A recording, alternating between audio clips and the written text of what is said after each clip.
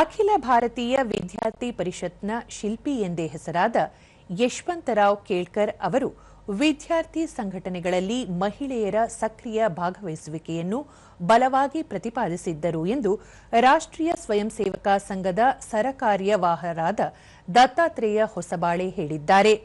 ದೆಹಲಿಯಲ್ಲಿ ನಡೆದ ಯಶವಂತರಾವ್ ಕೇಳ್ಕರ್ ಅವರ ಜನ್ಮ ಶತಮಾನೋತ್ಸವ ಕಾರ್ಯಕ್ರಮವನ್ನು ಉದ್ದೇಶಿಸಿ ಮಾತನಾಡಿದ ಅವರು, ಎಬಿವಿಪಿಯಂತಹ ಸಂಘಟನೆಗಳಲ್ಲಿ ಯುವತಿಯರು ಹೆಚ್ಚು ಸಕ್ರಿಯವಾಗಿ ತೊಡಗಿಸಿಕೊಳ್ಳಬೇಕು ಎಂದು ಕರೆ ನೀಡಿದರು. ಎಬಿವಿಪಿಯ ಸಿದ್ಧಾಂತ ಮತ್ತು ಸಾಂಸ್ಥಿಕ ರಚನೆಯನ್ನು ರೂಪಿಸುವಲ್ಲಿ ಕೇಳ್ಕರ್ ಅವರ ಪಾತ್ರ ಅತ್ಯಂತ ನಿರ್ಣಾಯಕವಾಗಿತ್ತು.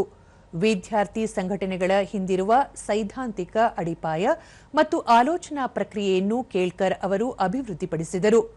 ಸಂಘಟನಾತ್ಮಕ ಕಾರ್ಯಗಳಲ್ಲಿ ಶಿಸ್ತು, ನಿಖರವಾದ ಯೋಜನೆ ಮತ್ತು ಸಮಯ ಪಾಲನೆಗೆ ಅವರು ಹೆಚ್ಚಿನ ಪ್ರಾಮುಖ್ಯತೆ ನೀಡುತ್ತಿದ್ದರು ಎಂದರು.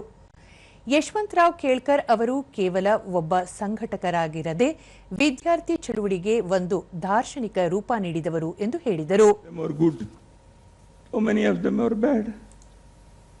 यशवंतराव जी ने ऐसे नहीं कहा, many of them were good and many of them were not so good, ऐसे कहा.